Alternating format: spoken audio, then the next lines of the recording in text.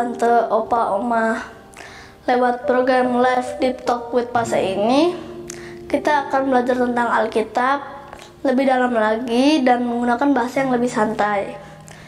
Semua bisa yang mau bertanya dan yang mau untuk dukungan doa bisa ditulis di kolom komentar di bawah ini, baik yang ada di channel YouTube kami ataupun yang dari Facebook.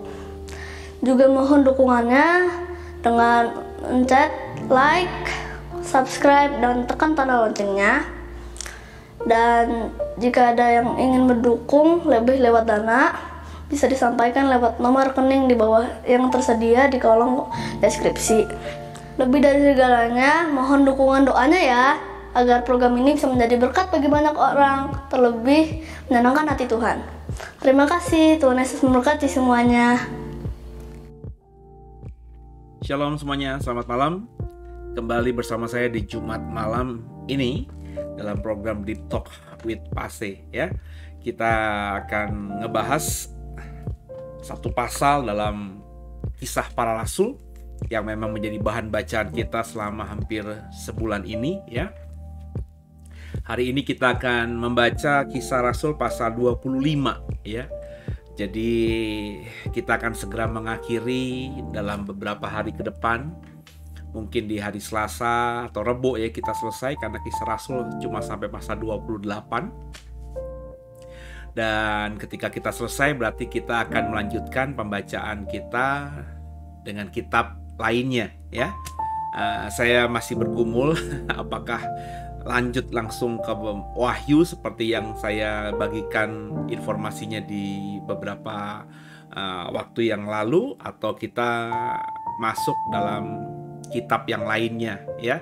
Jadi saya lagi bergumul apakah tetap perjanjian baru atau perjanjian lama ya, karena saya ingin kita ini belajar untuk menyukai Alkitab terlebih dahulu gitu ya. Jadi biar pembahasan kita, pembacaan kita, biar pembelajaran kita tentang Alkitab itu menjadi sesuatu yang menarik ya. Suka dulu gitu ya. Jadi kalau suka dulu ya udah suka dan akhirnya menikmati ya. Kalau udah menikmati akhirnya mencintai. Kalau sudah mencintai akhirnya ya nggak perlu nanti ada program Deep Talk with Pase. Bapak Ibu bisa terus punya kebiasaan membaca Alkitab ya. Jadi memang saya sungguh-sungguh pelan-pelan ya ingin membangun ini ya. Makanya Bapak Ibu yang punya saran, punya kritik, silahkan memberikan masukan itu kepada kami lewat kolom komentar, silahkan lewat Japri WhatsApp, silahkan ya. Ada beberapa informasi sosial media kami bisa digunakan itu, atau juga bisa menghubungi via langsung direct messenger ke saya di Facebook saya ya, di Instagram juga bisa, atau di dalam media sosial yang dimiliki gereja ya. Kalau itu demi kebaikan program ini ke depannya, pasti kita akan coba pelajari, kita coba kerjakan ya. Jadi butuh masukan buat kami juga ya, supaya kami bisa mengerti apa yang diminta oleh Bapak Ibu Saudara gitu ya. Jadi kami membuat program itu apa yang dibutuhkan oleh Bapak Ibu gitu ya. Karena dalam benak saya sebagai orang yang memang sukanya ngajar ya, pengennya model begini. Tapi siapa tahu yang saya mau sampaikan ini tidak disukai misalnya, atau tidak menarik misalnya, dan saudara ingin program yang lainnya. Ya siapa tahu kita bisa mengerjakan itu, dan akhirnya apa yang kita kerjakan kami menikmatinya, menyukainya, dan jadi berkat kepada banyak orang, karena itu memang disukai oleh jemaat Tuhan begitu ya. Ya sama-sama kita belajar untuk memperbaiki program ini ya ke depannya. Sebelum kita lanjut di Jumat malam ini di Kisah 25, sekali lagi di bulan April akhir ini saya ingin mengajak Bapak Ibu yang mau mendalami teologia ya. Ini nggak ada alasan sudah tua atau sudah berusia lanjut gitu ya. Karena program ini bisa terus diikuti oleh siapa saja. Mahasiswa kami ada bahkan yang umurnya sudah 60-an gitu ya.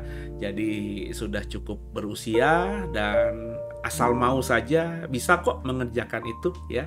Juga tugas-tugasnya tidak terlalu berat dan juga programnya sebenarnya lebih banyak kepada diskusi ya. Jadi interaktif begitu ya, tanya jawab, sharing, tentu dengan mengikuti kurikulum yang standar sarjana teologi S1 ya. Jadi kita akan mulai kelasnya di semester depan 4 Juli dan pendaftaran ditutup paling akhir 20 Juni. Tapi mungkin bisa lebih awal ditutupnya karena jika kelas ini sudah memenuhi kuota ya, jadi tidak akan kami perbesar gitu ya, karena ini sampai habis nanti, sampai selesai nanti, bahkan sampai di wisuda via online, maka tentu ada keterbatasan. Kalau kelas ini terlalu besar ya, mahasiswanya terlalu banyak gitu ya, akan sulit untuk bisa efektif ya. Jadi kelasnya tidak akan terlalu besar, hanya ada beberapa mahasiswa saja nanti yang bisa kita terima untuk membuat kelas ini efektif. Dan hari ini sudah ada informasinya cukup banyak ya yang sudah mendaftar, dan lebih banyak lagi yang sudah merespon untuk mau mendaftar ya. Jadi nanti kalau sudah kuotanya selesai ya ditutup. Meskipun kelas tetap 4 Juli, tapi Bapak Ibu tidak lagi bisa mengikuti program ini. Dan kebetulan program ini adalah program yang saya kerjakan terakhir ya, untuk kerjasama dengan STT Sangakala ya, karena saya tidak lagi berniat untuk membuka kelas yang baru program S1 atau sarjana teologi ya. Jadi ini bukan kelas reguler yang setiap tahun dibuka gitu ya. Ini kelas yang awalnya itu hanya untuk para pekerja 2 supaya mereka bisa ikuti program STH, tapi dengan fasilitas yang lebih mudah, lebih mereka bisa jangkau begitu ya.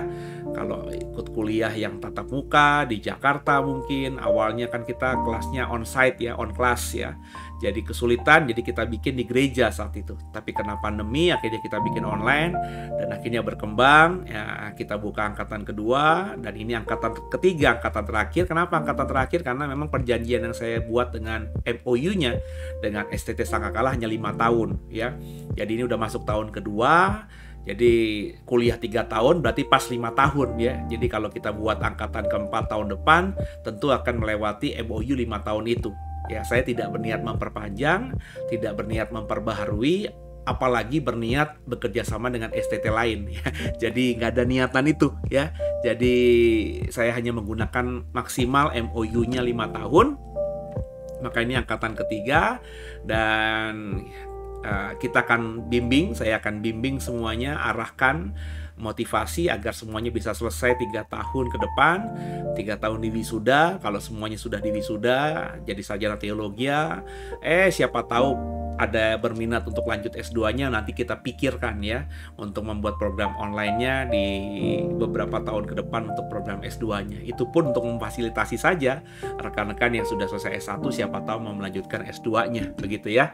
Tapi untuk membuat kelas ini rutin setiap tahun, apalagi The Way membuat STT, itu tidak ada dalam benak saya ya, atau mimpi saya ya. Bahkan kalau saya mau bikin sekolah pun bukan STT, tapi tentu sekolah yang lebih bisa menjangkau banyak orang, supaya banyak orang bisa diberkati dan akhirnya bisa mendapatkan komunitas yang lebih usianya relatif lebih jenjangnya lebih luas, lebih umum begitu, dan itu bagi saya lebih berdampak luar biasa ya. Kalau kedepannya nanti bahkan anak saya Sean gitu ya, kalau sudah waktunya kuliah, mau kuliah S1 pun ya, tidak akan saya buat lagi kelas seperti ini. Saya suruh dia langsung kelas on site aja ya, on class aja ya, di STT manapun yang dia pilih, baik yang di Jakarta, di luar kota, atau mungkin kalau ada kesempatan di luar negeri gitu ya. Jadi ini kelas terakhir, dan bahkan di kelas ini pun saya relatif tidak mengajar ya, karena saya sudah bagikan apa yang saya pahami, saya miliki dalam kelas Deep Talk with Pase ini, karena di bulan Mei nanti, mulai bulan Mei saya akan tayang setiap hari dari Senin ketemu Senin, 7 hari seminggu setiap jam 9 malam saudara ya. Jadi kalau saya ngajar juga, energi saya pasti di STT, maksudnya energi saya akan kebagi, karena kalau saya ngajar tuh saya harus persiapan matang dan lain sebagainya ya. Tentu nggak bisa Deep Talk with Pase, padahal passion sekarang saya ini bukan untuk ngajar orang-orang yang mau mendalami teologi ya, tapi saya lebih punya passion mengajar orang awam gitu ya, supaya semakin cinta Tuhan. Jadi saya tidak mengajar di STT Sangkakala ini, saya hanya fasilitator yang menghubungkan mahasiswa dengan dosen-dosen yang bagi saya keren-keren ya, karena saya punya relasi yang cukup baik lah ya dengan dosen-dosen lintas sinode ya, lintas STT ya. Saya punya kenal banyak tenaga pengajar yang baik-baik semuanya, yang bisa saya minta untuk bantuannya melayani di STT Sangkakala kelas BSD. Jadi soal dosen yang mau ikut kelas ini jangan ragukan saya. Saya cukup berani sombong dikit gitu ya kalau soal memaparkan dosen-dosen yang membantu kelas ini ya, atau yang mau membantu mensupport kelas ini ya, karena dosen-dosen semua yang saya berikan kepada mahasiswa tuh dosen-dosen yang semuanya kelas 1 lah kalau bagi saya ya. Jadi punya nama, bukan dosen abal-abal, dosen yang memang paham di bidangnya. Dan ini program S1, tapi hampir sebagian besar, saya berani bilang 80% dosennya, bahkan 90% dosennya itu semuanya S3 ya. Dan bahkan ada yang sudah level profesor bener loh ya, karena ada yang profesor dari universitas negeri, dan juga ada yang salah satu profesor kita dulu almarhum Profesor Tirta itu adalah profesor dari Trisakti ya. Jadi kita sudah pernah diajar oleh 3 orang profesor, yang profesornya profesor beneran gitu ya, bukan profesoran gitu ya. Dan nanti ke depan akan lanjut lagi dengan beberapa orang profesor yang sedang saya lobby untuk bisa memperlengkapi mahasiswa kami di STT Sangkakala. Jadi silakan bisa hubungi nomor WhatsApp, bisa scan barcode yang ada di flyer di handphone saudara. Di situ nanti akan ada formulir pendaftaran, syarat-syaratnya, ada biaya. Dan sekali lagi saya mau katakan, kalau tiba-tiba saudara kaget dengan biayanya, saudara misalnya langsung bilang, saya nggak mampu biayanya, jangan seperti itu ya. Nah, isi aja formulirnya, nanti akan dihubungi oleh sekretariat ketika formulirnya sampai. Nanti soal dana itu kita bisa diskusi, saudara bisa langsung diskusi sama saya, karena untuk angkatan ketiga ini memang kelas untuk hamba Tuhan. Saya menyadari banyak hamba Tuhan yang saya mau targetkan, yang di pedalaman-pedalaman itu sulit untuk bisa punya kemampuan finansial yang baik gitu ya, karena melayani di pedalaman. Jadi saya akan interview satu persatu ya, jika memang dana menjadi masalah buat saudara dan saudara punya kerinduan dan mau komitmen 3 tahun belajar di STT Sangkakala ini, saya pasti akan bantu ya. Saya akan bantu, saya akan fasilitasi, karena memang berkali-kali saya bilang saya bikin kelas ini bukan mau cari uang gitu ya. Kalau cari uang maka kelas ini akan terus saya buat, karena 3 tahun kita buat ya, sudah 2 angkatan ini kita buat, rata-rata per angkatan ya tidak jelek gitu ya peminatnya ya, di atas belasan begitu ya. Dan itu untuk kelas lokal gitu, itu termasuk yang luar biasa ya, karena banyak STT sekarang saja untuk menjangkau mahasiswa, mendapatkan mahasiswa begitu susahnya ya. Bahkan alma mater saya pun ya saya nggak perlu sebutnya gitu, tapi saudara kalau sudah kenal saya pasti tahu itu siapa aja. Itu sekarang kesulitan untuk bisa memiliki mahasiswa, padahal didukung oleh gereja yang sangat besar gitu ya. Dan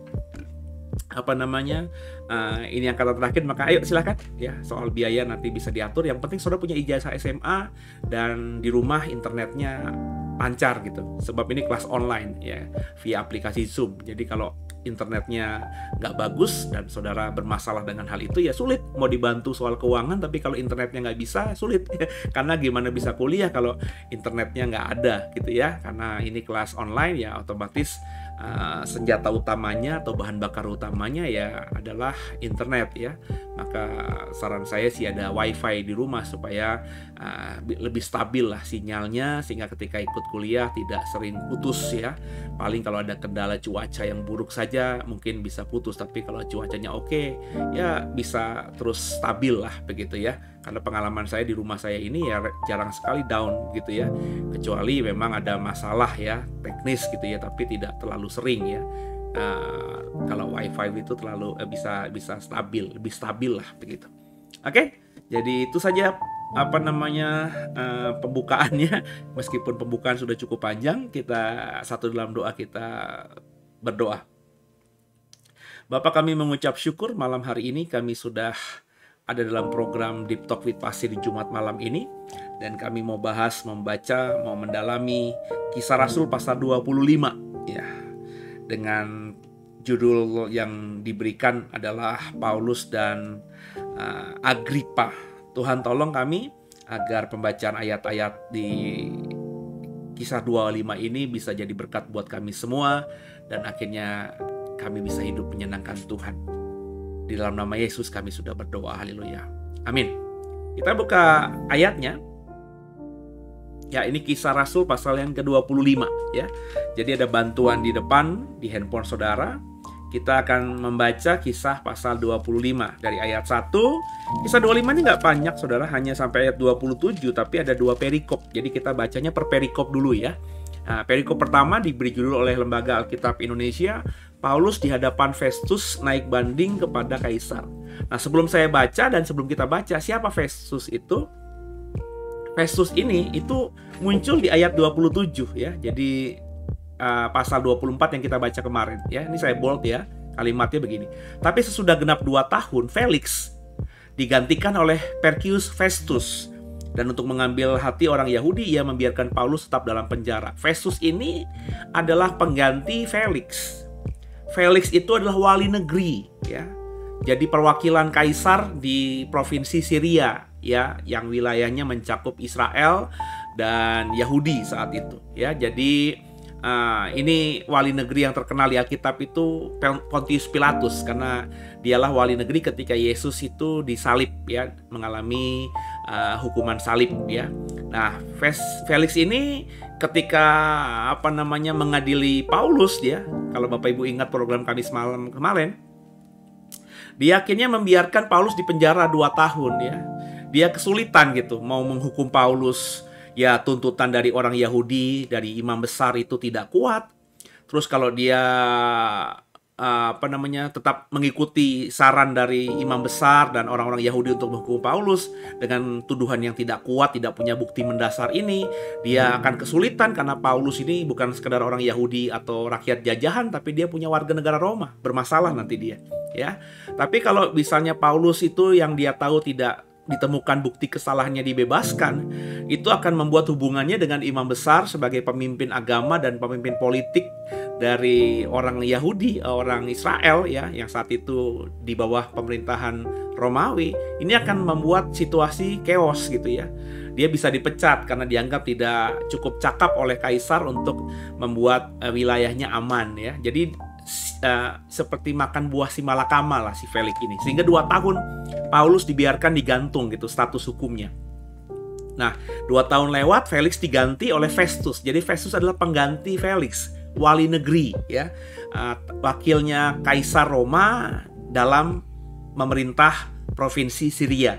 Provinsi Syria adalah wilayah Israel yang di zaman Perjanjian Baru itu dijadikan provinsi dari Imperium Roma atau Kekaisaran Roma saat itu yang memang menguasai dunia. Jadi Festus adalah wali negeri Roma. Ya, kita baca ayat 1 sampai dengan ayat yang ke-12 terlebih dahulu. Bersama saya, 31 ya. 3 hari sesudah tiba di provinsi itu, ya, jadi ketika Festus sampai di provinsi Syria untuk menduduki posisinya sebagai wali negeri menggantikan Felix, berangkatlah Festus dari Kaisarea ke Yerusalem. Di situ imam-imam kepala dan orang-orang Yahudi yang terkemuka datang menghadap dia dan menyampaikan dakwaan terhadap Paulus. Kepadanya mereka meminta suatu anugerah yang merugikan Paulus, yaitu untuk menyuruh Paulus datang ke Yerusalem. Sebab mereka sedang membuat rencana untuk membunuh dia di tengah jalan. Tapi Festus menjawab bahwa Paulus tetap ditahan di Kaisarea dan bahwa ia sendiri bermaksud untuk segera kembali ke sana. Katanya, "Karena itu baiklah orang-orang yang berwenang di antara kamu turut ke sana bersama-sama dengan aku dan mengajukan dakwaan terhadap dia, jika ada kesalahannya." Festus tidak tinggal lebih daripada 8 atau 10 hari di Yerusalem. Sesudah itu ia pulang ke Kaisarea. Pada keesokan harinya ia mengadakan sidang pengadilan dan menyuruh menghadapkan Paulus. Sesudah Paulus tiba di situ, semua orang Yahudi yang datang dari Yerusalem berdiri mengelilinginya. Dan mereka mengemukakan banyak tuduhan berat terhadap dia yang tidak dapat mereka buktikan. Sebaliknya Paulus membela diri, katanya, "Aku sedikit pun tidak bersalah, baik terhadap hukum Taurat orang Yahudi maupun terhadap bait Allah atau terhadap Kaisar." Tapi Festus yang hendak mengambil hati orang Yahudi menjawab Paulus, katanya, "Apakah engkau bersedia pergi ke Yerusalem supaya engkau dihakimi di sana di hadapanku tentang perkara ini?" Tapi kata Paulus, "Aku sekarang berdiri di sini di hadapan pengadilan Kaisar dan disinilah aku harus dihakimi. Seperti engkau sendiri tahu benar-benar sedikit pun aku tidak berbuat salah terhadap orang Yahudi. Jadi, jika aku benar-benar bersalah dan berbuat sesuatu kejahatan setimpal dengan hukuman mati, aku rela mati. Tapi jika apa yang mereka tuduhkan itu terhadap aku ternyata tidak benar, tidak ada seorang pun yang berhak menyerahkan aku sebagai suatu anugerah kepada mereka. Aku naik banding kepada Kaisar." Setelah berunding dengan anggota-anggota pengadilan, Festus menjawab, "Engkau telah naik banding kepada Kaisar, jadi engkau harus pergi menghadap Kaisar." Haleluya. Jadi inilah lanjutan drama pengadilan dari wali negeri. Jadi ketika Felix jadi wali negeri, ada drama 2 tahun Paulus digantung begitu ya. Selama 2 tahun Felix mengajak Paulus untuk berdiskusi, ya, memanggil Paulus untuk sharing ya tentang banyak hal. Paulus pasti gunakan itu untuk terus mengabarkan kabar baik. Tapi kalau kita ingat pembacaan kita di pasal 24 di hari Kamis malam kemarin, Felix ternyata, kata Lukas dalam Kisah Rasul 24, berusaha untuk mendapatkan uang dari Paulus. Saya jelaskan di hari kemarin, Paulus itu ditahan dengan tahanan yang tidak terlalu ketat. Ya, besar kemungkinan dia ditahan di dalam rumah, ya, bukan di penjara. Teman-temannya bisa datang melayani, dan kita tahu teman-teman Paulus tuh semuanya orang-orang yang berada, ya. Timnya Paulus tuh tim yang punya uang, bukan tim kere, ya. Nggak seperti Tuhan Yesus saat itu ketika memulai pelayanannya, timnya tim orang-orang kere, yakni hanya nelayan-nelayan saja. Tapi Paulus ketika melayani, dia sudah punya tim yang luar biasa, ya. Dia pernah didampingi oleh Barnabas awal-awalnya, ya. Barnabas kita tahu adalah orang yang menjadi orang pertama yang menjual tanah ladangnya dan hasilnya semuanya diserahkan kepada para rasul. Jadi Barnabas saja orang kaya, ya. Kemudian dalam perjalanan misinya kita tahu Paulus bertemu dengan orang kaya yang akhirnya mendukung pelayanannya. Ada Aquila, ada Priscilla, ada Lukas, ya, yang menuliskan Injil Lukas dan Kisah Rasul yang sudah kita bahas, dan juga Lydia, ya, penjual kain ungu dari Tiatira. Ya, ada banyak orang yang kita tahu Paulus memang punya orang yang mendukung dia. Dan saya percaya ketika semua orang-orang yang pernah dipertobatkan Paulus ini atau pernah dilayani oleh Paulus ini tahu Paulus sedang dipenjara di Kaisarea, mereka pasti support Paulus dengan uang mereka, ya, sebagai wujud tanda kasih mereka, mungkin balas jasa mereka karena mereka kenal Yesus dan akhirnya diselamatkan karena pelayanan Paulus. Felix tahu itu. Felix berpikir Paulus punya uang, dan dia selalu mengundang Paulus untuk datang ke tempatnya untuk ngobrol-ngobrol dengan harapan Paulus dapat memberikan uang kepadanya, gitu ya.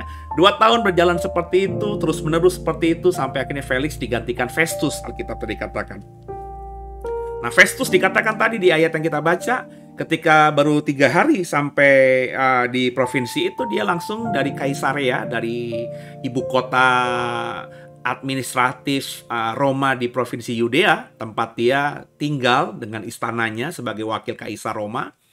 Dia ke Yerusalem karena biar bagaimanapun di provinsi Syria itu kota yang paling termasyur, yang paling dianggap kota yang paling hebat, kota kudus oleh orang-orang Yahudi, orang-orang Israel yang memang menguasai atau tinggal di wilayah provinsi Syria itu. itu adalah Yerusalem sebagai kota suci. Ya, ada bait Allah di situ, ada bekas peninggalan istananya Salomo. Ya, semua sejarah Israel itu, sejarah Yahudi itu ya selalu berkaitan dengan Yerusalem. Maka ada kepentingan politik si Festus ini harus mengunjungi Yerusalem, paling tidak berjumpa atau memanggil orang-orang yang dianggap pemuka-pemuka orang Yahudi supaya bisa bekerja sama dengan kepemimpinannya nanti ke depan, begitu ya. Dan yang menarik di sini ketika Festus sampai di Yerusalem, Alkitab katakan tadi, imam-imam kepala orang-orang Yahudi yang terkemuka datang menghadap Festus dan kemudian menyampaikan dakwaan terhadap Paulus. Padahal Paulus itu sudah 2 tahun ya yang lalu ya mereka dakwa dan digantungkan oleh Felix. Jadi peristiwa dendam kusumat ini terus berlangsung padahal sudah 2 tahun lewat, saudara. Ya. Ini yang saya bilang kalau orang punya sakit hati, ini yang saya bilang kalau orang punya akar pahit, ini yang saya bilang kalau orang punya dendam, sakit hati, akar pahit itu menjadi penyakit yang susah untuk dilepaskan.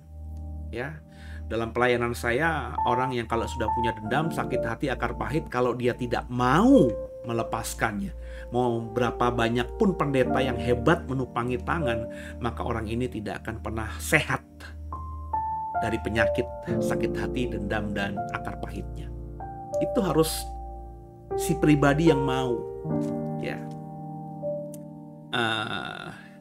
saya sekedar sharing, tapi tidak akan saya sebutkan jati diri apa yang saya mau saksikan ini, bahwa bahkan masalah rumah tangga sekalipun, ya, saya baru melayani belum lama, itu bisa menjadi sebuah masalah yang kalau masing-masing pasangan, entah itu istri entah suami, itu masih simpan sakit hati, akar pahit, dendamnya selama rumah tangga itu berjalan. Meskipun mereka tidak cerai, mereka tidak berpisah ya. Tapi kalau rumah tangga dibangun dengan sakit hati, akar pahit dan dendam, itu rumah tangganya tidak akan sehat ya. Dan itu bisa berdampak pada anak-anak dan keturunan setelahnya sampai ke cucu-cucu ya. Dan ini bukan cuma sekali, 2 kali, tapi sering saya dapati dalam pelayanan saya bahwa orang yang tampak di luarnya harmonis ternyata punya masalah dendam, akar pahit, sakit hati yang belum dibereskan, yang mengganjal hubungan itu. Ya. Tampaknya harmonis tapi bermasalah. Ya. Nah, saudara, ini terbukti lagi dalam Kisah 25. Imam-imam kepala orang-orang Yahudi yang terkemuka itu, yang punya masalah dengan Paulus 2 tahun yang lalu, ya, itu tidak melupakan Paulus ya. Terus mendendam, dendamnya itu terus membara. Setan tahu itu, setan pakai semua itu untuk terus membakar emosi mereka. Sehingga ketika mereka dengar Felix yang selama 2 tahun tidak menghukum Paulus diganti, dan Festus penggantinya, ya, wakil kaisar Roma yang datang dari Kaisaria menuju ke Yerusalem bertemu dengan mereka, kesempatan itu mereka gunakan untuk kembali mendakwa Paulus. Ya, bukan saja tidak bisa mengampuni, tapi bahkan melupakan pun tidak bisa. Ya, ini hati-hati dengan dendam, hati-hati dengan sakit hati, hati-hati dengan akar pahit, hati-hati dengan kebencian. Kalau Bapak, Ibu, Saudara sudah diliputi dengan hal-hal tadi, dengarkan saya, lepasnya sulit. Bisa lepas hanya kalau Bapak, Ibu mau. Ya. Dan maunya tentu karena pertolongan Tuhan. Dimana ketika firman ditaburkan, Bapak Ibu mau membuka hati, mau berubah, mau menerima pertolongan Roh Kudus, sehingga bisa melepaskan pengampunan kepada orang yang mungkin dulunya melukai. Saya percaya apa yang dilakukan Paulus di masa lalu ketika dia mengabarkan Injil dengan berapi-api, bisa saja memang membuat orang-orang Yahudi sakit hati. Ya, ini kan sebenarnya sesuatu yang wajar ya. Ketika misalnya dalam contoh kekinian saja, ada seorang misalnya orang dari agama lain ya, kemudian dia bertobat menjadi Kristen, kemudian menjadi pengkhotbah di gereja, Nah, orang ini tentu pasti dengan latar belakang agama lain itu ketika berkhotbah di mimbar gereja pasti akan mengatakan atau menyaksikan apa yang dia alami, dia rasakan, dia imani di masa lalu kan gitu ya. Maka mungkin dia dengan tidak sadar akhirnya menjelek-jelekan agama lamanya. Ya. Dan kalau itu didengar, apalagi dipublish di YouTube begitu ya, di-share di YouTube ya, sehingga semua orang dari agama apapun ya itu bisa mengaksesnya, ya tentu orang-orang yang dari agama lamanya itu akan sakit hati, akan dendam, ya, akan marah, emosional. Padahal si orang yang bertobat dan menceritakan agama masa lalunya di gereja itu sedang tidak niat untuk menjelek-jelekan, cuma bersaksi saja. Tapi karena sudah bertobat, otomatis kan kesaksiannya itu seolah-olah membenarkan Kristen yang dia baru imani ini dan menjelek-jelekan agama lamanya itu kan sesuatu yang pastinya nggak bisa dihindari gitu. Dan saya yakin orang-orang Yahudi itu memang sakit hati dengan apa yang dikatakan Paulus, ya, bukan semata-mata karena marah begitu saja, enggak, itu karena ada sakit hati juga, karena perkataan-perkataan Paulus yang mengatakan bahwa Yesus itu Tuhan, Yesus itu mati dan bangkit menebus dosa manusia, ya. Itu yang disampaikan Paulus itu benar satu sisi, tapi disampaikan kepada orang-orang dari agama Yahudi, ya. Orang-orang yang punya latar belakang agama Yahudi, dan akhirnya ketika keluarga mereka jadi bertobat, ya, sahabat mereka bertobat, jemaat mereka jadi bertobat, ya. Apa yang disampaikan Paulus menyakitkan hati banyak orang Yahudi, terutama orang-orang yang punya kemampuan otoritas atau kemampuan karisma sehingga menjadi pemimpin, ya. Beberapa orang yang tadinya di bawah pengaruhnya akhirnya ada yang bertobat, ya, keluar dari kelompoknya, merugikan dirinya, ya. Jadi sesuatu itu kan yang masuk akal, logika kan pasti bisa kita cerna soal hal itu. Ya, tapi tadi saudara, 2 tahun itu sudah lewat, mereka dikuasai itu sehingga selalu meluap-luap kebencian, kemarahan, emosional, akar pahit, dendam, akhirnya fitnah itu terus ada dalam diri yang disebut dengan para pemimpin agama Yahudi, imam-imam kepala dan orang-orang Yahudi yang terkemuka itu. Ya, 2 tahun itu bukan waktu sebentar dan juga nggak bisa dibilang lama. Tapi 2 tahun itu terus ada terpelihara, ya, dendam untuk membunuh Paulus. Karena Alkitab katakan tadi mereka meminta Festus untuk memberikan anugerah, ya. Anugerah jadi gini, dalam budaya Romawi saat itu ketika ada pemimpin baru yang datang di wilayah tertentu, maka biasanya pemimpin yang baru ini sebagai wakil kaisar itu memberikan hadiah kepada kepada wilayah itu yang diwakili oleh para pemimpinnya. Dan ini dipakai oleh imam-imam kepala Yahudi dan juga orang-orang Yahudi yang terkemuka untuk meminta itu kepada Festus. Kan kebiasaannya begitu. Kami minta sekarang ini Paulus coba deh didatangkan kembali ke Yerusalem, ya, untuk kami dakwa di sini, kita adili di sini, ya. Padahal itu yang mereka minta sebagai anugerah. Kamu harus jawab satu permintaan kami sebagai orang Yahudi, di mana wilayah kami kau sekarang menjadi pemimpinnya sebagai wakil kaisar. Kan itu sebagai tradisi, ya. Kami minta cuma satu, ya. Kirim Paulus dari Kaisaria ke Yerusalem untuk kita adili di sini.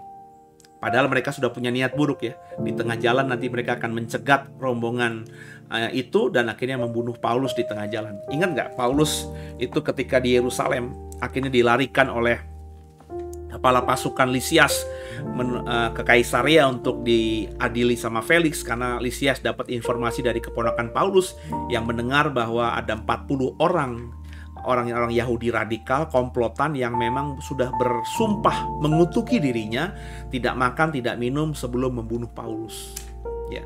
Jadi rupanya semangat atau spirit itu masih ada, ya. Sehingga meskipun sudah 2 tahun lewat, 2 tahun lebih saya berani yakin lewat, ya, ketika ada kesempatan, ya, spirit itu mengambil kesempatan lagi, ya. Minta agar, karena kebiasaan pemimpin wali negeri Festus harus mengabulkan permintaan kami. Ketika itu terjadi, diiyakan, andai kata diiyakan, ketika Paulus menuju Yerusalem dari Kaisarea. Di tengah jalan mereka akan bunuh Paulus. Tapi yang menariknya di sini, Festus tidak mengizinkan itu. Meskipun dia ingin menarik hati dari orang-orang Yahudi, tapi Festus menjawab bahwa Paulus tetap ditahan di Kaisarea karena ia sendiri bermaksud untuk mengadili dia. Ya. Maka nggak sampai 8-10 hari, Festus kembali ke Kaisarea ditemani oleh orang-orang Yahudi yang menjadi wakil dari kelompok Yahudi yang ingin mendakwa Paulus. Jadi di sana kembali ya, seperti yang Alkitab katakan, Festus pun sudah menyadari bahwa apa yang akan nanti didakwakan oleh orang-orang Yahudi kepada Paulus itu dakwaan yang tak berdasar dan tidak memiliki bukti yang setimpal untuk menghukum Paulus dengan hukuman mati atau bahkan penjara, ya. Karena ini cuma masalah perbedaan tafsir kata Festus, ya. Hanya masalah-masalah hukum adat mereka yang hanya pertentangan sederhana saja kalau menurut Festus, gitu ya. Dan akhirnya Paulus juga ketika diberikan kesempatan juga seperti pembelaannya kepada Felix juga, dia mengatakan itu. Tapi karena Paulus itu orangnya memang ingat ya. Jadi ketika Paulus di penjara itu ya, ditangkap di Yerusalem, Tuhan Yesus menampakkan dirinya kepada Paulus. Kita sudah baca di pasal 23 kalau tidak salah, atau pasal 24 ya. Tuhan menampakkan diri kepada Paulus di penjara di Yerusalem, terus berkata, seperti kamu berani bersaksi untukku di Yerusalem, kamu akan bersaksi juga untukku di Roma. Jadi Tuhan secara direct berkata kepada Paulus bahwa Paulus akan menjadi saksinya di Roma. Memang itu goalnya Paulus untuk bisa sampai ke Roma, ya. Dan akhirnya ketika Paulus tahu bahwa orang Yahudi itu meminta anugerah, bahasa terjemahan LAI-nya, sebagai hadiah dari pemimpin baru Romawi di tempat mereka kepada orang Yahudi untuk mengadili dia di Yerusalem dengan niat membunuh dia di tengah jalan, maka Paulus langsung bilang, aku naik banding sama Kaisar. Dan Festus tidak bisa apa-apa karena memang Paulus punya hak untuk itu sebagai warga negara Roma. Dia tidak bisa diadili semena-mena. Dia tidak bisa bahkan diperlakukan dengan tidak manusiawi, sebab dia punya warga negara Roma, warga negara yang paling elit di zaman itu, karena semua wilayah dunia ya yang disebutkan Alkitab di zaman Perjanjian Baru semuanya dikuasai oleh Roma. Jadi punya warga negara Roma itu sesuatu yang prestis, ya, sesuatu yang mahal. Bahkan Lysius, kepala pasukan itu berkata, aku itu membeli warga negara itu dengan mahal.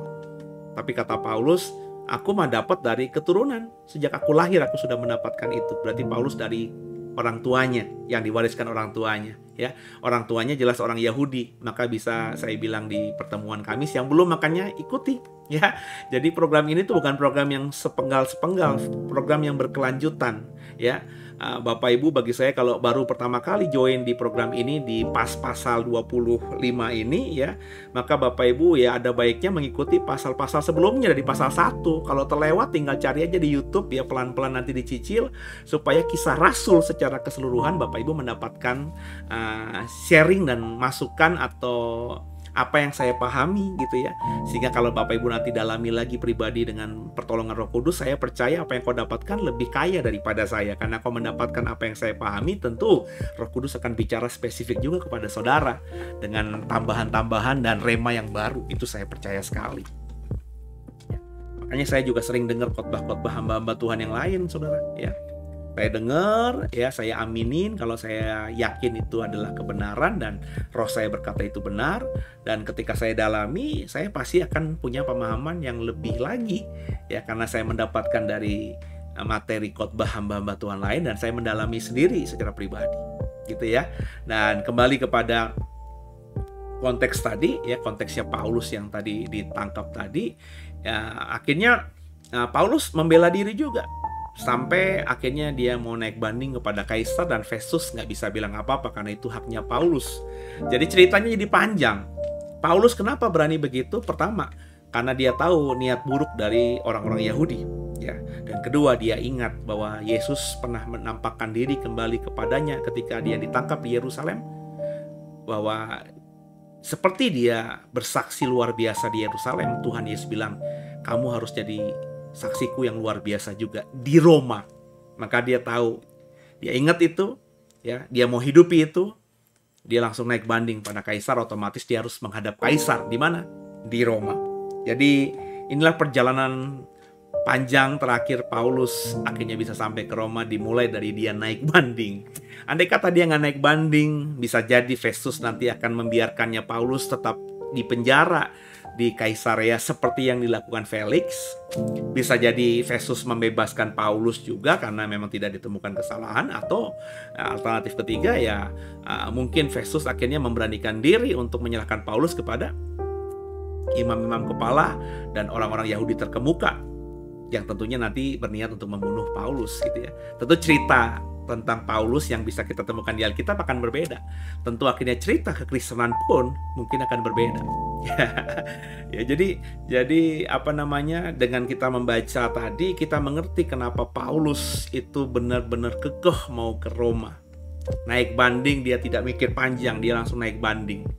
Karena dia tahu bahwa ke Roma adalah apa yang sudah ditentukan Tuhan Yesus untuk dia lalui, ya.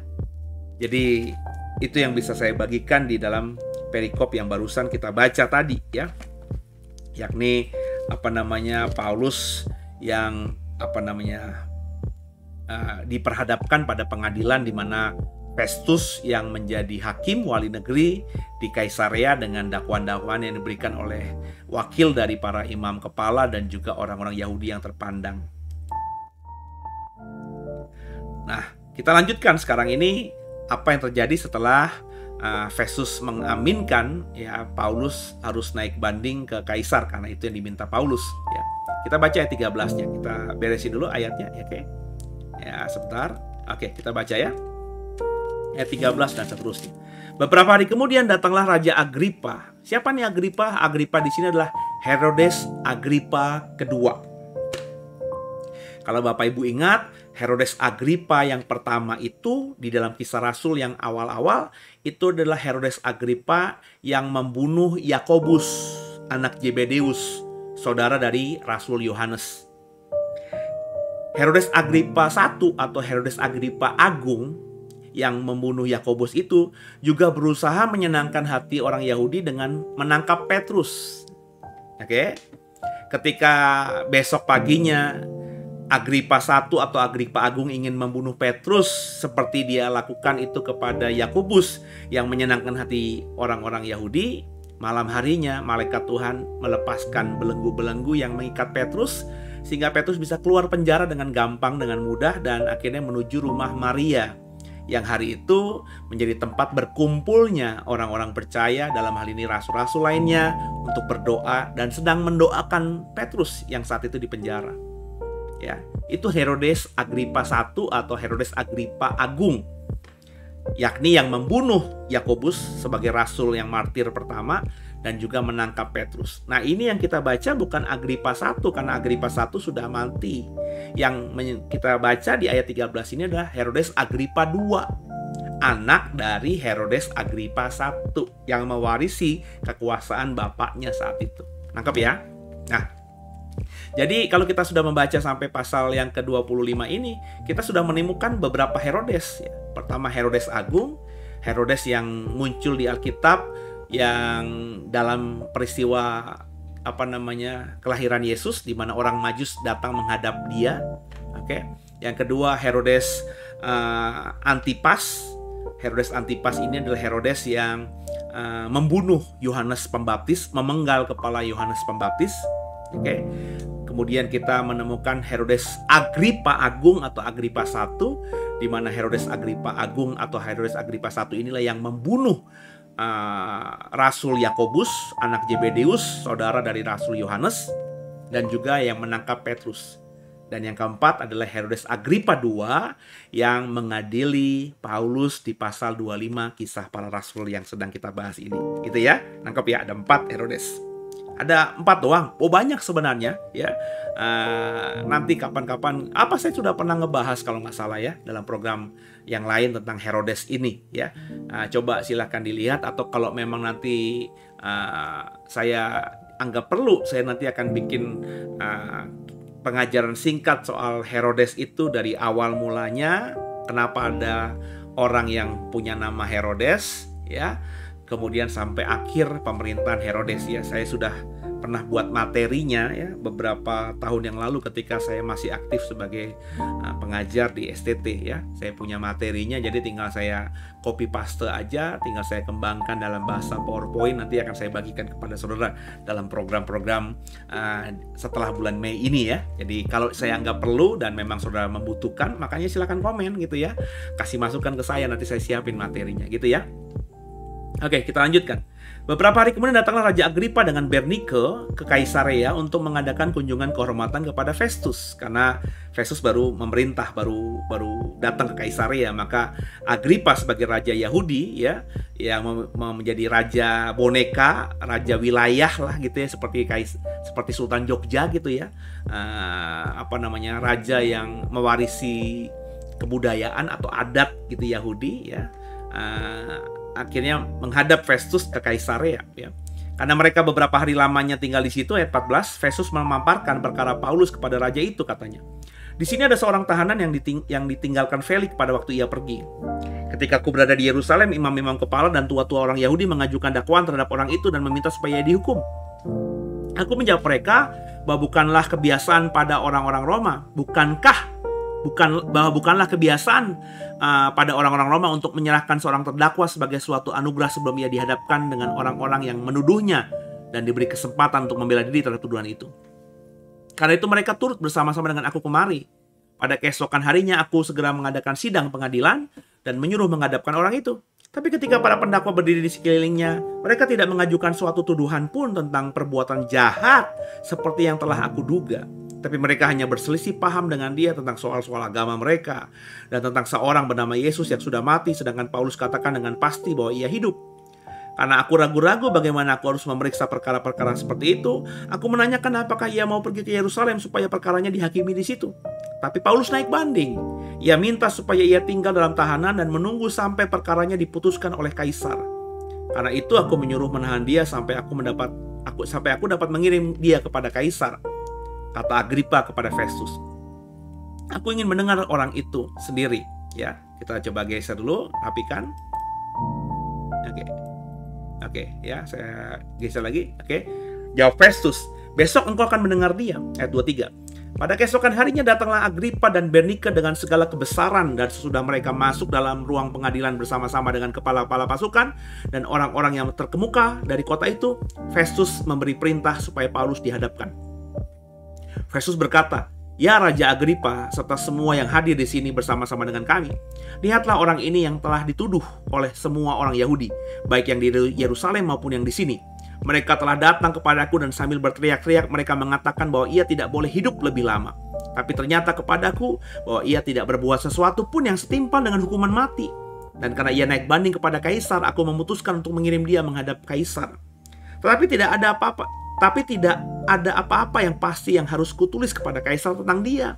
Itulah sebabnya aku menghadapkan dia ke sini kepada kamu semua, terutama kepadamu Raja Agripa, supaya setelah diadakan pemeriksaan aku dapat menuliskan sesuatu. Sebab pada hematku tidaklah wajar untuk mengirim seorang tahanan dengan tidak menyatakan tuduhan-tuduhan yang diajukan terhadap dia." Ini lucu ya. Seorang wali negeri, Festus, yang kebingungan sebenarnya. Satu sisi dia tidak menemukan sama sekali tuduhan yang mendasar yang bisa memiliki dalil hukum untuk menuntut Paulus ya.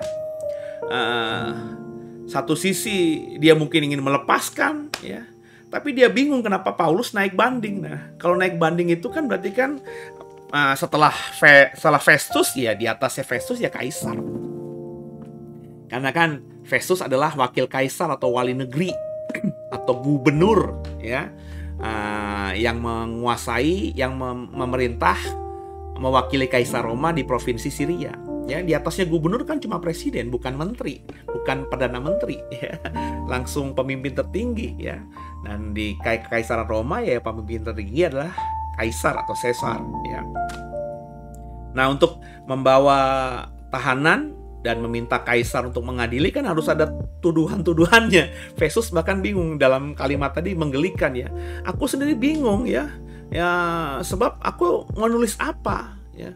Tuduhan apa yang aku harus tulis untuk bisa membuat kaisar akhirnya mau mengadili Paulus ini ya. Sebab kalau aku tulis, aku bingung apa yang sebenarnya menjadi tuduhan itu. Makanya aku bikin sidang seperti ini supaya aku bisa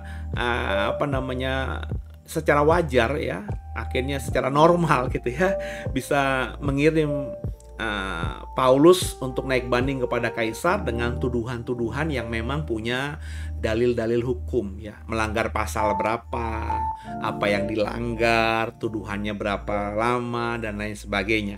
Dan Festus berkata, aku nggak bisa temukan itu. Memang jadi artinya apa? Ya, yang bicara Festus loh ya. Yang bicara bukannya kopral, bukannya sersan, bukannya pasukan yang sedang menginterogasi Paulus level bawah, pasukan level bawah. Ini pemimpin besar ya di wilayah Syria dari pemerintahan Romawi yang ada di provinsi Syria saat itu. Yang paling tinggi pangkatnya ya Festus ini sebagai wali negeri, nggak ada yang lain ya. Kalau ada ya tinggal Kaisar Roma yang ada di Roma sana, nun jauh di sana.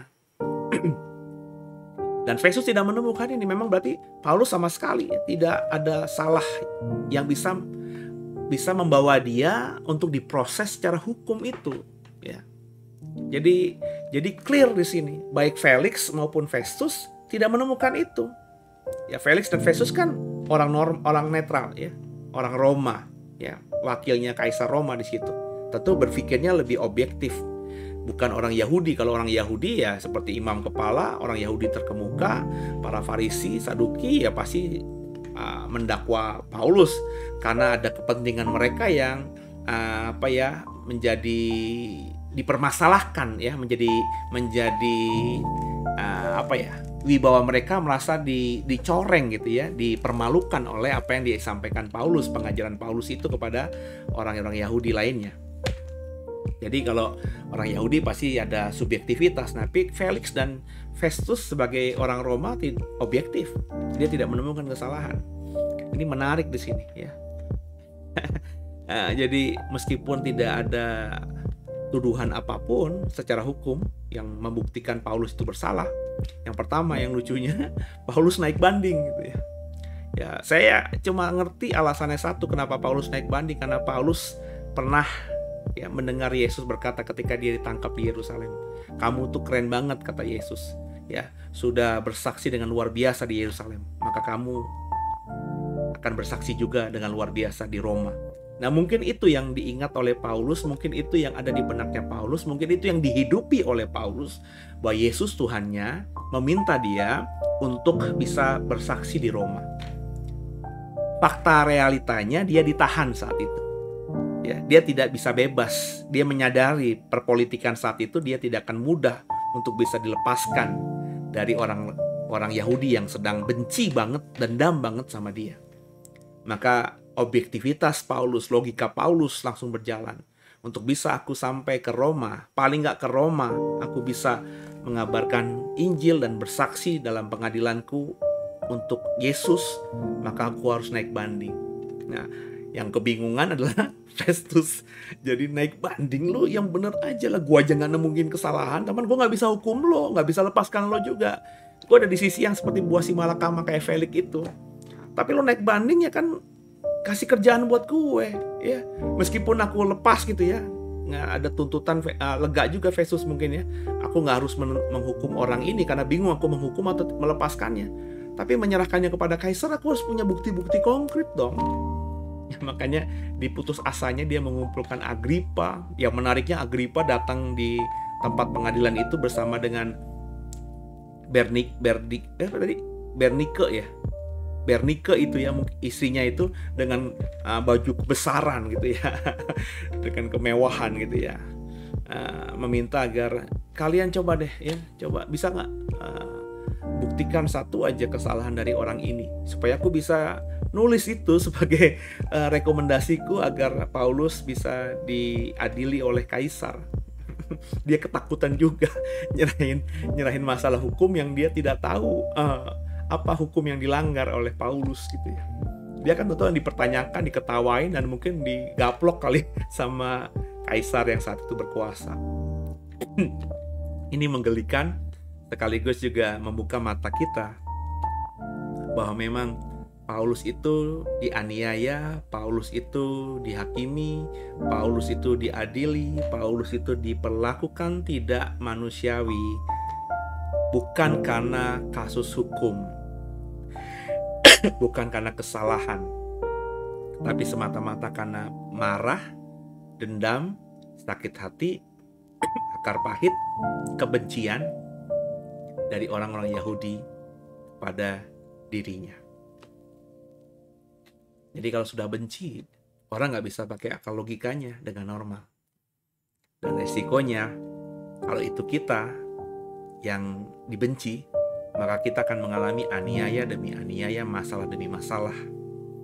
Karena kalau orang sudah benci, biasanya yang saya pahami, yang saya pelajari dalam ilmu psikologi maupun juga dalam fakta realita dalam pelayanan saya, orang kalau sudah benci, maka orang itu akan membuahi bencinya lewat perbuatan. Perbuatannya bisa fisik, bisa kata-kata fitnah verbal, ya.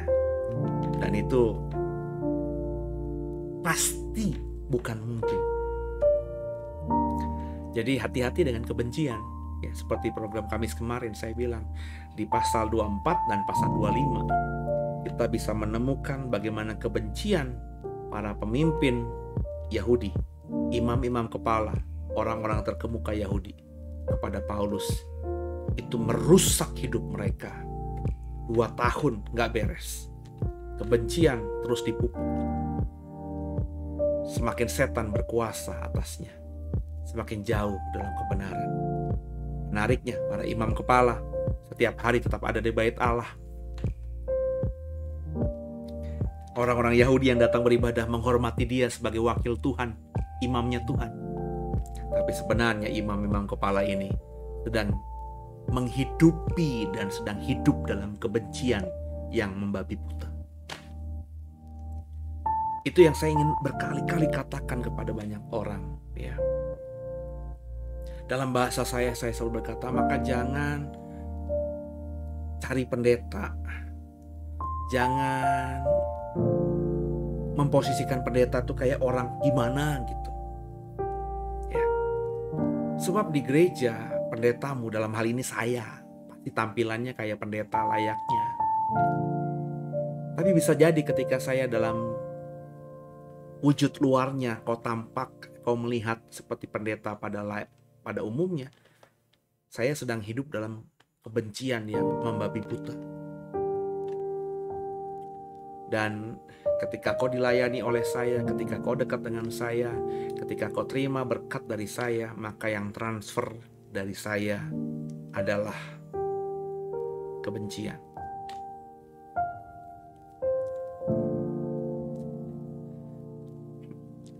Jadi, oh ya, dulu pendeta saya, ya, saya manggilnya Om Heru. Ya.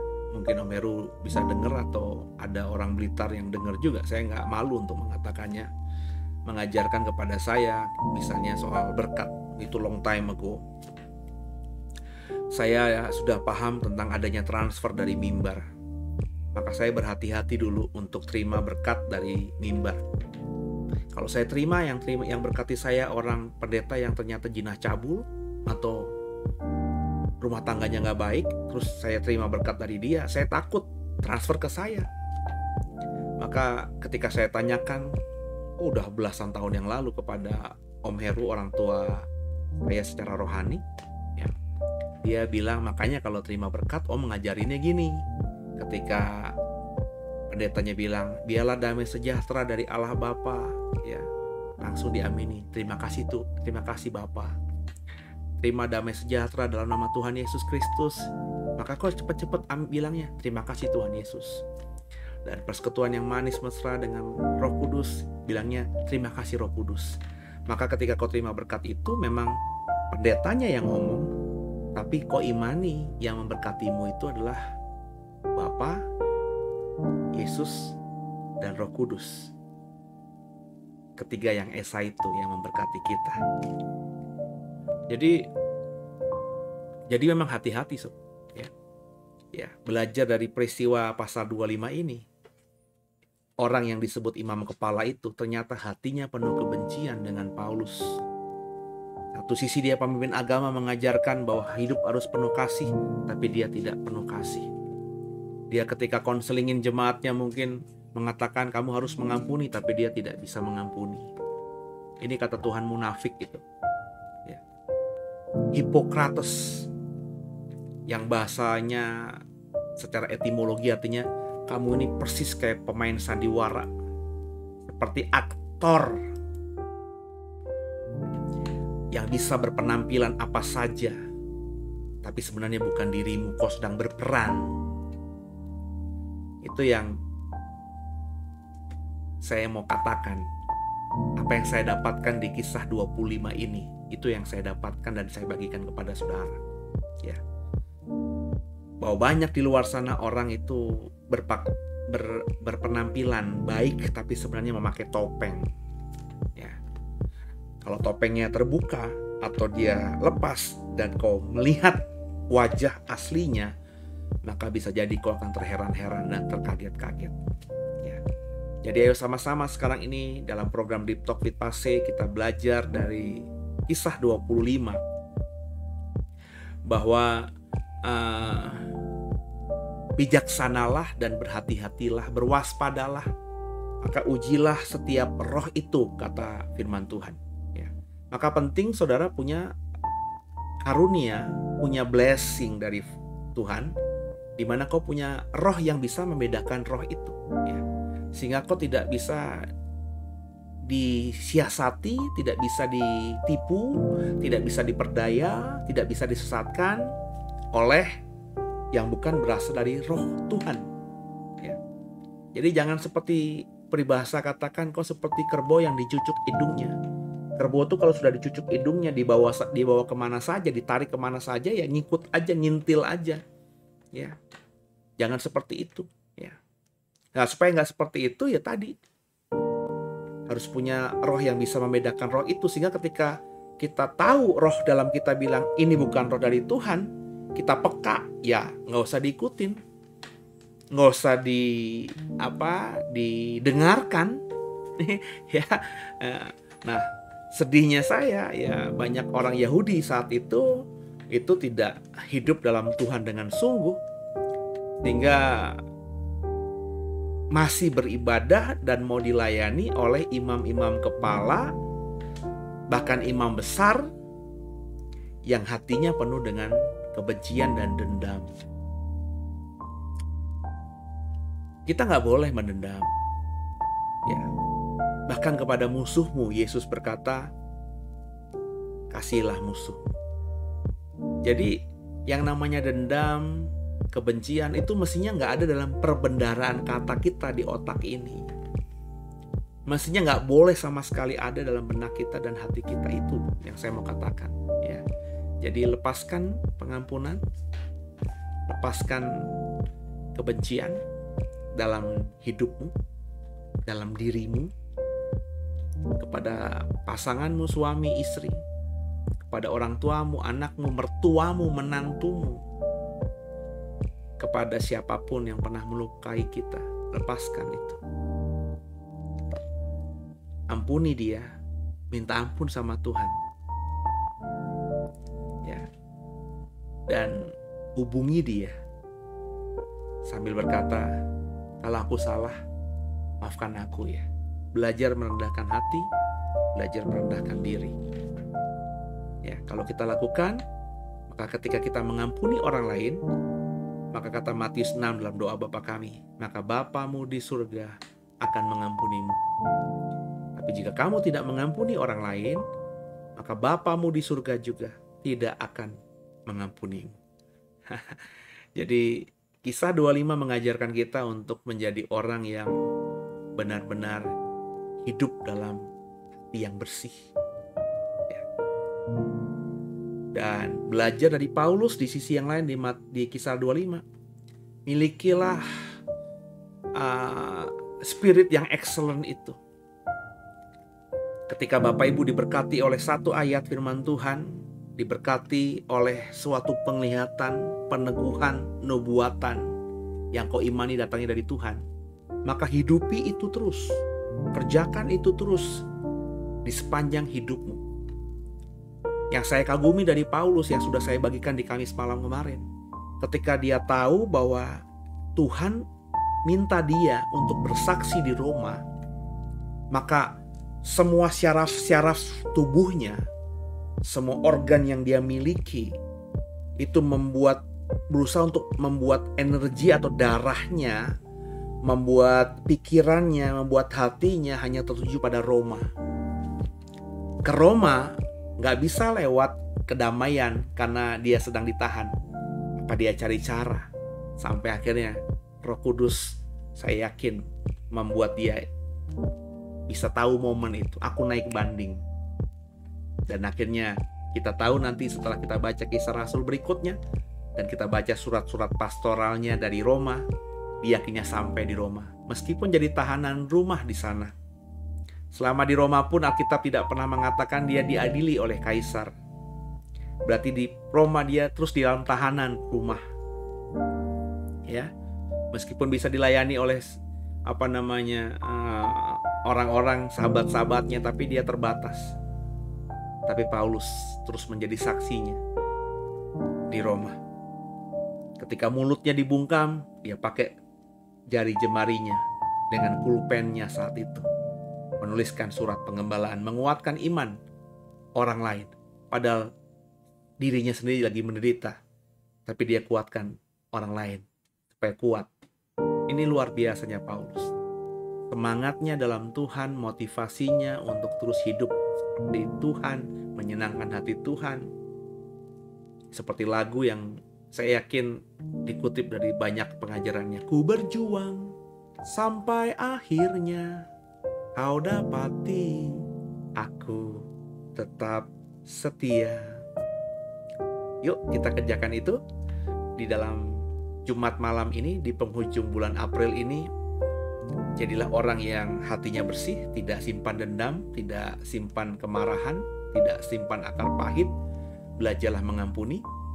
Yang kedua, milikilah motivasi untuk hidup atau menghidupi kebenaran yang Tuhan sampaikan kepada kita. Kalau saudara punya panggilan khusus dari Tuhan, hidupi itu. Panggilan saya adalah jadi pelayan Tuhan. Usia 27 tahun sampai sekarang usia mau 40. Berapa? 4? Ya, 44 lebih dong ya. Saya tahun 75, akhir berarti sekarang tahun 2021 ya. Ya, 46 ya. Saya terus berusaha untuk menghidupi panggilan itu. Tantangannya banyak, tapi fokus saya melayani. Demi ini gak bisa kemana-mana. Pelayanan seolah terkungkung hanya di gereja saja. Di gereja pun tidak bisa pelayanan yang maksimal karena dibatasi oleh protokol COVID. Layani. Tuhan buka jalan lewat channel YouTube yang sudah kita miliki 6 tahun. Kita bisa pakai lebih efektif lagi. Akhirnya pelayanan mulai terbuka. Mulai bisa melayani orang lain, orang di luar komunitas kami. Dan itu akhirnya bagi saya menyenangkan Tuhan. Gitu ya. Terus hidupi panggilanmu, terus jaga hatimu, hidupmu pasti akan diberkati Tuhan. Oke, sekian dulu malam hari ini. Kita lanjut Sabtu dan juga Minggu di program saya. Nanti minggu depan kita mulai atur lebih rapi lagi ya. Nanti ada modifikasi ya di bulan Mei. Mohon terus dalam dukungannya, dukung doa, kasih saran, kasih masukan, kasih komen, kasih like, kasih subscribe, kasih kesediaannya untuk men-sharekan program ini kepada teman, kerabat, saudara, supaya mereka yang tidak tahu program ini bisa mengikuti, sehingga kalau Kristen imannya boleh bertumbuh. Kalau misalnya berani membagikannya kepada orang yang bukan Kristen, siapa tahu bisa bertobat gitu ya. Ya nggak usah takut ya soal mau bertobat atau tidaknya, itu kan pilihan mereka. Tapi kalau kita sudah menjadi orang yang men-sharekan Injil, kabar baik, kebenaran, ya saya percaya ada upahnya juga. Apa yang kau tabur itulah yang kau tuai. Terima kasih buat yang kasih komentar.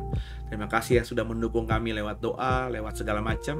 Kalau Bapak Ibu mau mendukung lebih, menjadi sahabat kami, bisa mendukung lewat danamu ya, lewat berkat yang sudah Tuhan percayakan kepadamu, bisa disalurkan lewat nomor rekening yang ada, dan juga bisa via aplikasi ya.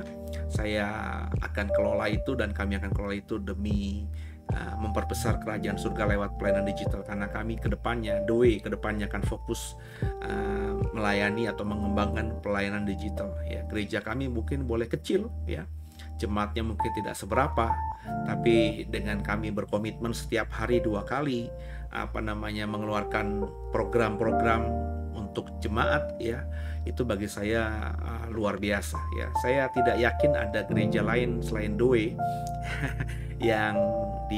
yang hari ini setiap hari 2 kali siapin mengeluarkan programnya ya. Coba boleh dicek, siapa tahu ada sih ya, tapi pemahaman saya tidak ada ya. Rata-rata ya cuman seminggu 3 atau 4 kali gitu ya, tidak setiap hari ya. Kalaupun ada yang setiap hari, apakah bisa komitmen sehari terus dan bisa sehari 2 kali ya. Kita sudah hampir setahun ini komitmen setiap hari 2 program ya. Saya bahkan meningkatkan komitmen saya nanti per Mei ini setiap hari jam 9 ya, 4:30 ada program dari beberapa rekan kami ya, rekan pelayan Tuhan yang men-sharekan apa yang mereka punya, kesaksian kah, firman Tuhan kah, atau ada podcast yang membahas topik-topik tertentu ya, yang akan memperkaya kita semuanya sehingga menjadi orang Kristen yang komprehensif menghidupi kebenaran yang sejati itu. Oke, sekian dari saya. Kita sebelum berpisah, kita tundukkan kepala, kita berdoa. Terima kasih Tuhan buat segala kebaikan Tuhan buat kami. Kami belajar dari Kisah 25 bahwa kami harus punya hati yang tulus, hati yang murni, tidak ada kekotoran, tidak ada dendam, tidak ada sakit hati, tidak ada kebencian, dan juga kami punya motivasi yang benar dalam melayani Tuhan. Kalau kami pelajari di Kisah 25, itulah yang kami dapatkan, dan kalau kami kerjakan, kami percaya Tuhan akan berkati kami dengan luar biasa. Terima kasih Tuhan Yesus buat kebersamaan malam hari ini. Berkati bangsa kami, pemimpin kami, berkati gerejamu, berkati hamba-hamba Tuhan yang melayani khususnya di daerah-daerah, berkati pelayanan JKI The Way, terutama dalam pelayanan digital. Berkati hamba-hambamu semua yang mengikuti program ini, baik yang live streaming maupun yang mengikuti siaran tundanya. Diberkati hidup mereka, rumah tangga mereka. Kalau ada yang sakit, Tuhan pulihkan. Kami doa khusus buat semua hamba-hamba Tuhan yang sakit. Tuhan berikan yang terbaik. Yang terbaik tentu adalah yang datangnya daripada Tuhan. Kami beriman mereka sembuh Tuhan, tapi kami percaya Tuhan lebih tahu yang terbaik. Kalau Kau ingin berikan kesembuhan, berikan kesembuhan segera, mujizat segera. Kalau Kau punya rencana yang lain Tuhan, biarlah keluarga siap, dan kami percaya yang Kau berikan itu adalah yang terbaik, baik bagi yang menderita maupun bagi keluarganya. Ampuni salah dosa kami Tuhan, dan kami percaya tidur kami Jumat malam ini diberkati Tuhan. Yesus Kristus adalah Tuhan Juru Selamat kami yang hidup, dan kepadamu lah kami serahkan tubuh, jiwa, dan roh kami. Haleluya. Amin. Tuhan Yesus memberkati semuanya. God bless you. How great is our God? Oh, sing with me, how great is our God, and all will see how great is our God. Sing it with me. Oh, how great is our God. Sing with me, how great is our God, and all will see how great is our God.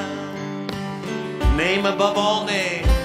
He's the name above all names. He's worthy of our praise. My heart will sing, how great is our God. Name above all names. Oh, he's the name above all names. He's worthy. He's worthy of our praise. My heart will sing, how great is our God. Oh, sing it. Oh, how great is our God. Oh, sing with me, how great is our God. And all will see how great is our God. How great, oh, how great is our God.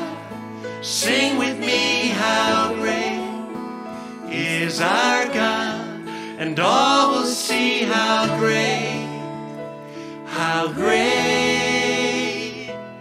is our God. Selamat malam semuanya. Tuhan Yesus memberkati. Yes, He Saudara. is. Haleluya.